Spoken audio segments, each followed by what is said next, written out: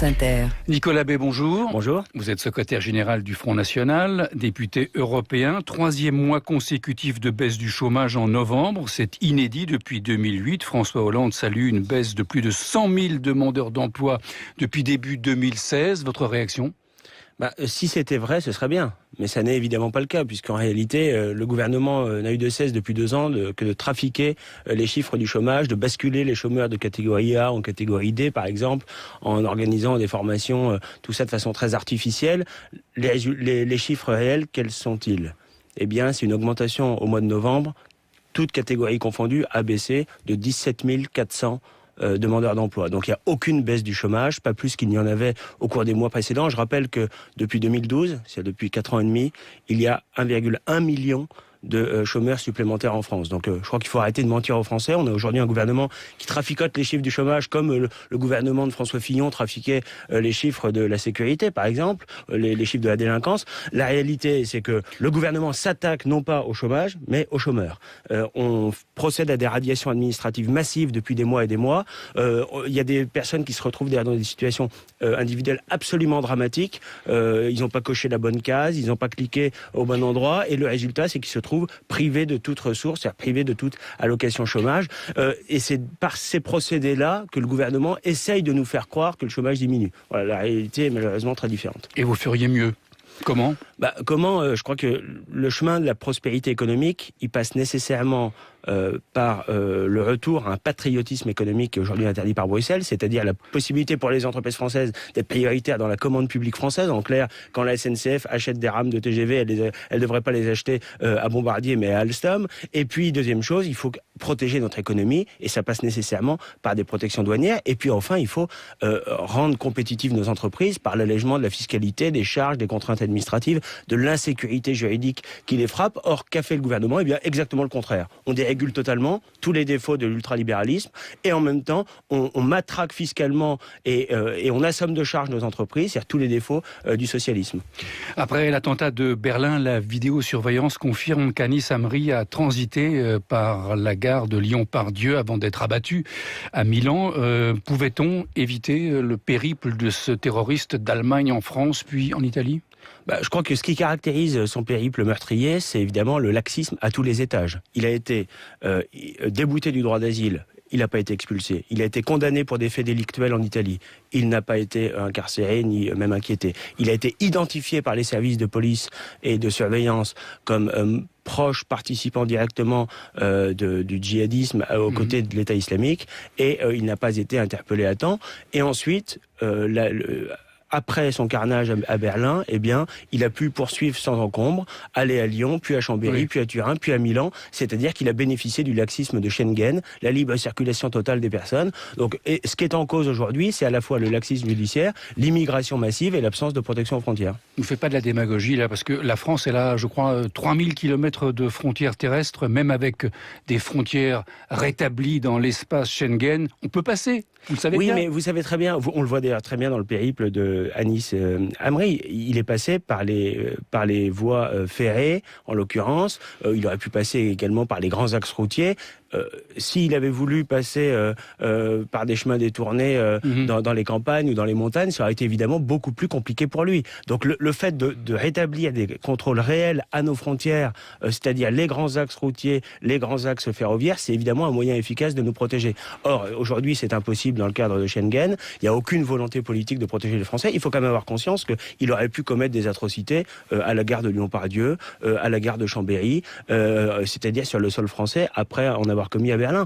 Donc je crois qu'il est temps de cesser de faire preuve d'angélisme en la matière, et puis il est temps surtout de s'attaquer à la racine du problème, c'est à l'immigration, parce que ce qui caractérise tous ceux qui ont commis des atrocités, des attentats en France depuis maintenant 2 ans, eh bien c'est qu'ils ont tous été bénéficiaires du laxisme judiciaire, et qui sont tous soit étrangers, soit immigrés en situation irrégulière, c'est-à-dire passés par les filières migratoires vous savez très bien que au sud de l'Europe. Plusieurs terroristes qui ont massacré des Français sont français. Vous le savez très bien. Non, c'est faux. Il y en a une partie qui ne l'était pas. Et d'ailleurs, lui-même n'était pas, puisqu'il est tunisien en l'occurrence.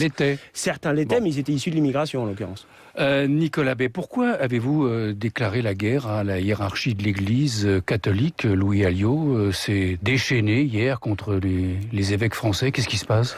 Non, je crois qu'il n'y a pas de déclaration de guerre, il y a simplement Louis Alliot. Occupez-vous de vos églises? Il a rappelé en effet que nous n'avions pas de leçons de morale à recevoir de certains, pas tout le clergé, mais une partie peut-être, qui est très prompte à critiquer les positions du Front National, toujours sur les mêmes sujets, d'ailleurs sur les questions migratoires, faisant preuve là aussi d'un angélisme total qui est très conformiste.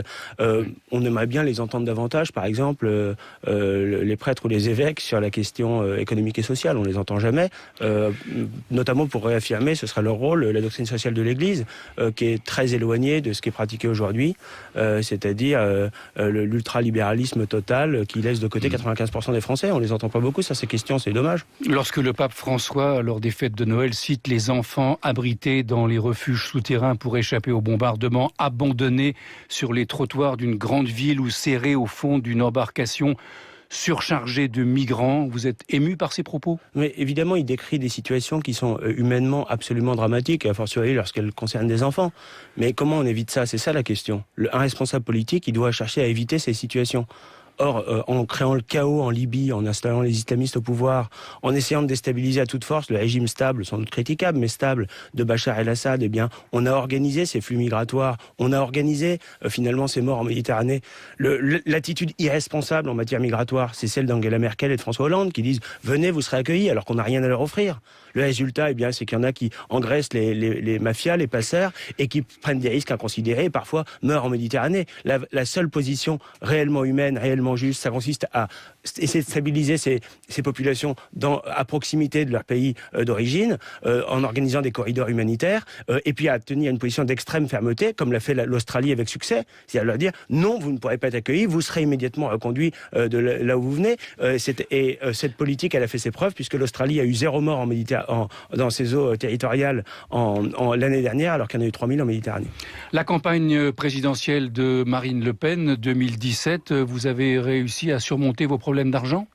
Pas encore, mais c'est en cours. Nous avançons. C'est en cours, c'est-à-dire? C'est-à-dire que nous avons plusieurs pistes pour obtenir des financements. Vous me permettrez d'être discret là-dessus, mais nous avons sollicité de nombreuses banques françaises, européennes et ailleurs également dans le monde. Notre objectif est de rassembler un peu partout, sur les différents continents en l'occurrence. Le vrai scandale dans cette affaire, c'est que les banques françaises ne jouent pas le jeu de la démocratie, qu'elles, manifestement, elles choisissent les candidats qu'elles soutiennent, sur des critères qui ne sont pas du tout elles vous des donnent des critères explications, objectifs. les banques françaises, non, pour justement, vous dire non? Aucune explication. On voit bien qu'il y a un vrai problème de discrimination politique, finalement, de la part des banques françaises. Et d'une manière générale, il n'est pas normal qu'elles ne contribuent pas au financement des activités politiques, alors que c'est évidemment des activités parfaitement légales et que en l'occurrence, il n'y a aucun risque à prêter, par exemple, à Marine Le Pen pour sa campagne présidentielle, dans la mesure où elle est évidemment assurée. La question ne se pose même pas de passer la barre des 5%, c'est d'être remboursée de ses comptes de campagne. Avec quelle banque étrangère négociez-vous actuellement? Encore une fois, je ne souhaite pas communiquer à ce stade, mais avec beaucoup... Mais il y a une solution en vue? Vous êtes certain d'obtenir les crédits nécessaires? Non, pour l'instant, on est certain de rien, mais il y a des discussions en cours. Nous ferons en sorte... et puis, nous sollicitons également beaucoup de nos adhérents, de nos soutiens, de nos militants, de nos électeurs, pour qu'ils participent aussi sous forme de dons, de prêts à nos activités politiques, d'une manière générale, pas seulement la campagne présidentielle, il y a également les élections législatives qui suivent. Marine Le Pen va-t-elle solliciter l'aide financière de son père, Jean-Marie Le Pen? Non, je crois, non, pas du tout. Il n'y a pas du tout d'aide financière de Jean-Marie Le Pen, non. Nicolas Bay, secrétaire général du Front National, est notre invité ce matin. Vous pourrez l'interroger dans Interactive 01 45 24 7000. C'est le standard. On a rendez-vous dans 8 à 9 minutes. 8h32 déjà.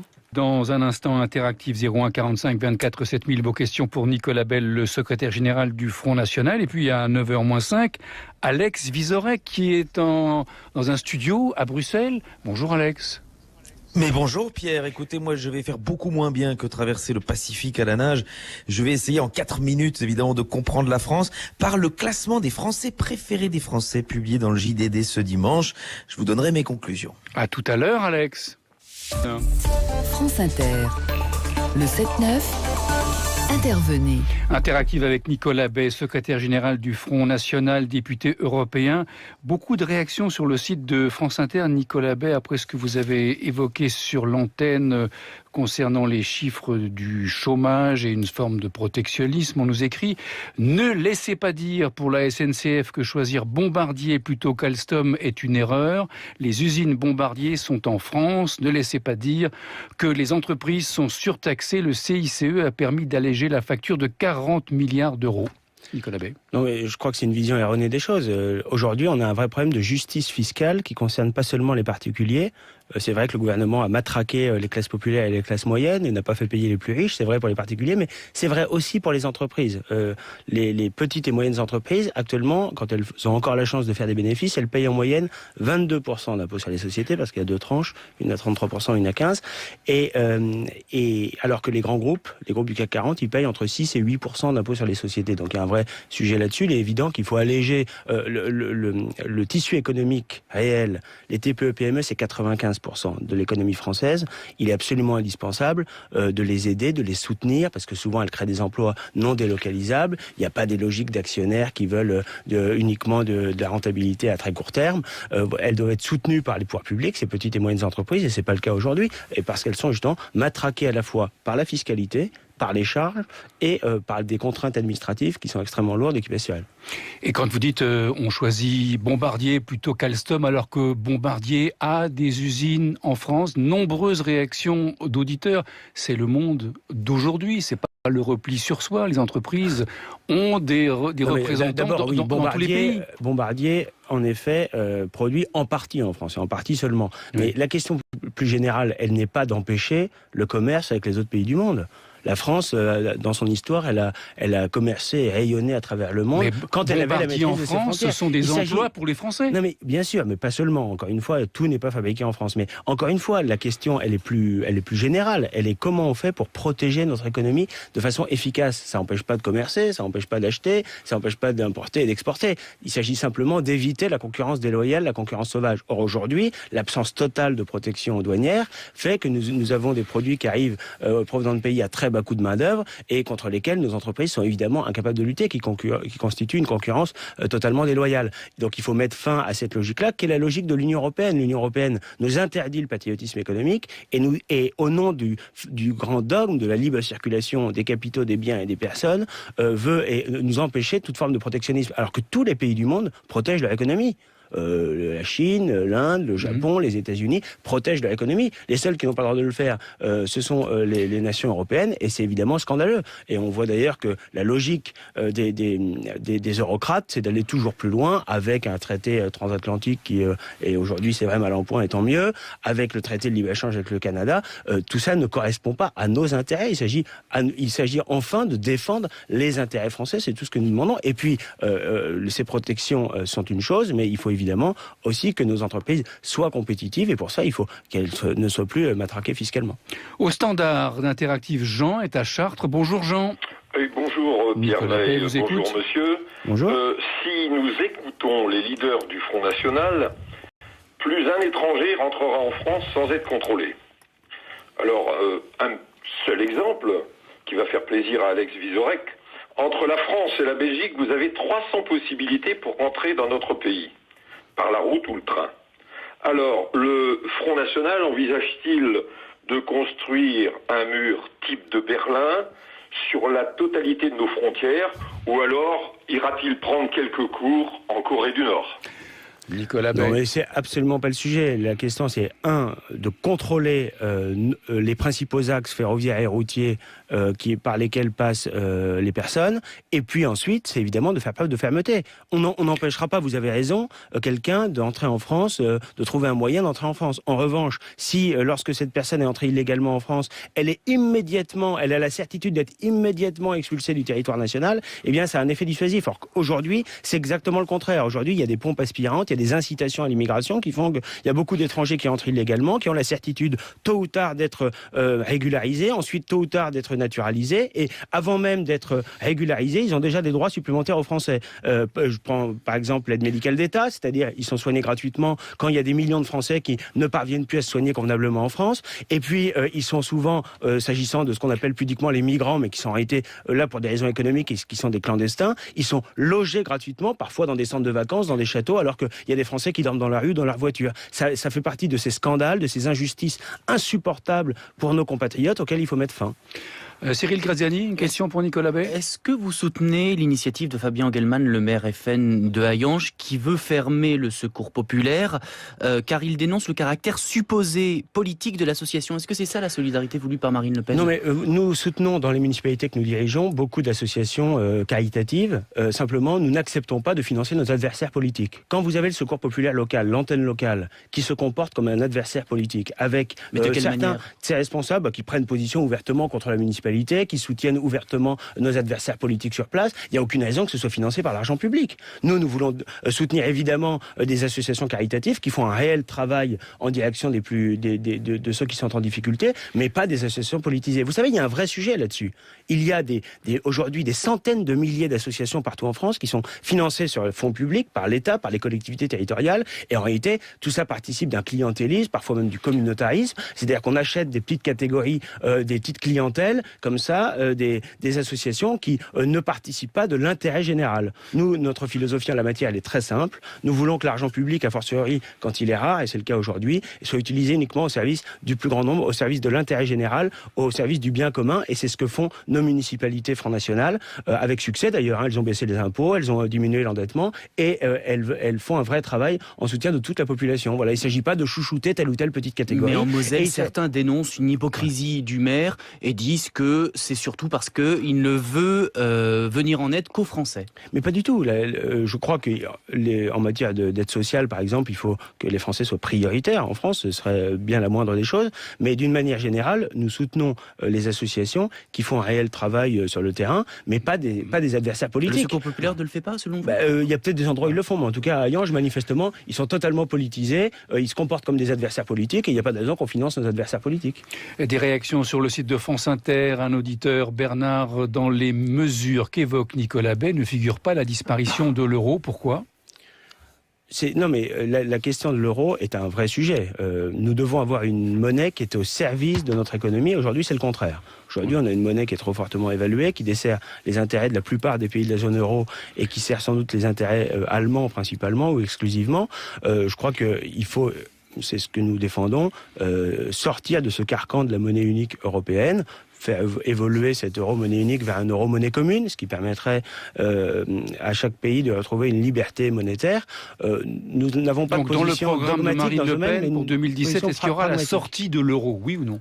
Oui, enfin encore une fois, c'est pas la sortie de l'euro, c'est retrouver notre liberté monétaire, c'est-à-dire on peut faire évoluer l'euro-monnaie unique vers un euro-monnaie commune.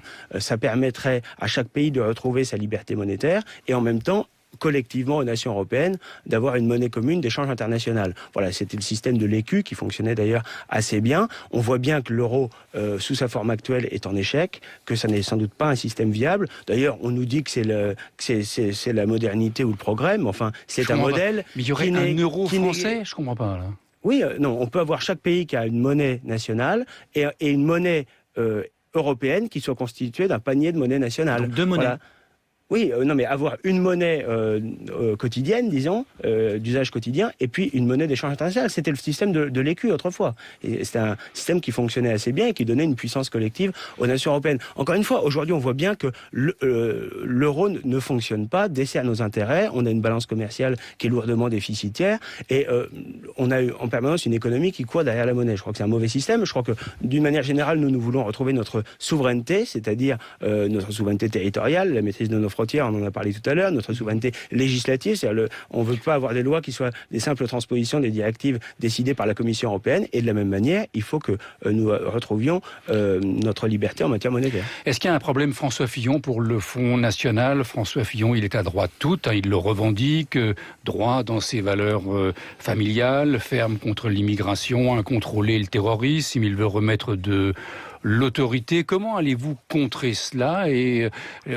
attirer des électeurs qui envisagent de voter pour François Fillon? Non, c'est tout le contraire. Nous sommes ravis de la désignation de François Fillon comme candidat de la droite parce qu'il incarne à la fois tous les échecs, tous les errements des politiques qui ont été menées. Il a été Premier ministre pendant 5 ans. Quelle peut être sa crédibilité sur la question migratoire alors que lorsqu'il était Premier ministre, pendant 5 ans, il y a 1 million de nouveaux étrangers qui sont entrés en France, sans parler des clandestins. C'est lui qui a organisé les liens privilégiés avec le Qatar. C'est lui qui a placé l'UOIF au cœur de la République dans le cadre du Conseil français du culte musulman, qui a fait d'une organisation islamiste qui est, par exemple, considérée comme une organisation terroriste par les Émirats arabes unis. Eh bien, nous, en France, il l'a promu comme un interlocuteur privilégié des pouvoirs publics. Je crois qu'il est il dit « je ne décidais pas vraiment », c'était Nicolas Sarkozy qui faisait tout. Oui, c'est un peu facile de dire ça, de 2 choses l'une. Il était Premier ministre, il a organisé la politique du gouvernement, et si vraiment, donc il ne peut évidemment pas se défausser de ses responsabilités, et si réellement il a tout subi de la part de Nicolas Sarkozy pendant 5 ans, eh bien c'est très inquiétant, parce que s'il n'a pas été capable une seule fois de dire non à Nicolas Sarkozy, est-ce que vous croyez que demain il serait capable de dire non à Jean-Claude Juncker ou non à Angela Merkel? Voilà, je crois que dans tous les cas, il est lourdement disqualifié, encore une fois, par ce bilan qui a été particulièrement désastreux. Et vous savez, il suffit pas d'écrire un livre pour dire qu'il veut combattre l'islam radical ou l'islamisme. Il faut évidemment avoir un minimum de constance, de cohérence sur ces questions et de volonté politique. Et je crois qu'il ne l'a pas. Et on le voit d'ailleurs très clairement. L'un de ses porte-parole, Benoît Paru, il y a quelques jours seulement, a expliqué qu'il n'y avait aucun lien entre l'immigration et le terrorisme. Or, le terrorisme a prospéré parce qu'on a laissé l'islamisme et le communautarisme se développer partout en France, et que ce communautarisme, ces revendications communautaires n'existeraient pas sur le territoire si on n'avait pas subi depuis des décennies une immigration totalement incontrôlée. Il y a des arguments qu'on va entendre souvent dans les prochains mois pour la présidentielle. Le FN, c'est la démagogie, le repli sur soi. Économiquement, ils vont nous envoyer dans le mur. Marine Le Pen n'a aucune expérience du pouvoir. En quelques secondes... Qui nous a envoyés dans le mur ? La situation économique de la France est désastreuse.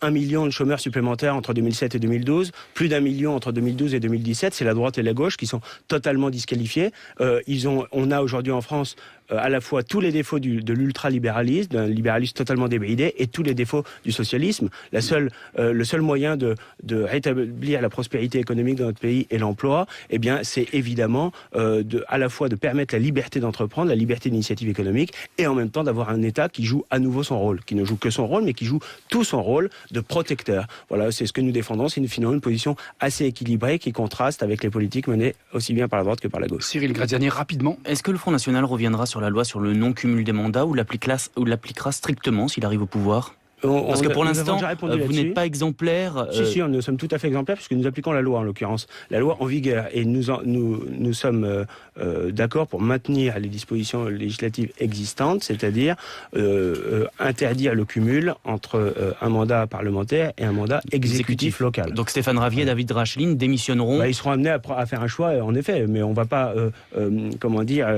appliquer la loi par anticipation, ce qu'aucun parti politique. Ça aurait pu être fait. Certains l'ont fait dans certains partis politiques. Non, il y en a très peu qui l'ont fait, mais encore une fois, nous sommes d'accord pour maintenir cette loi et nous nous mettrons évidemment en cohérence avec ces dispositions-là. Nicolas Bay, secrétaire général du Front National, était l'invité de France Inter ce matin. Dans quelques secondes, Alex Vizor.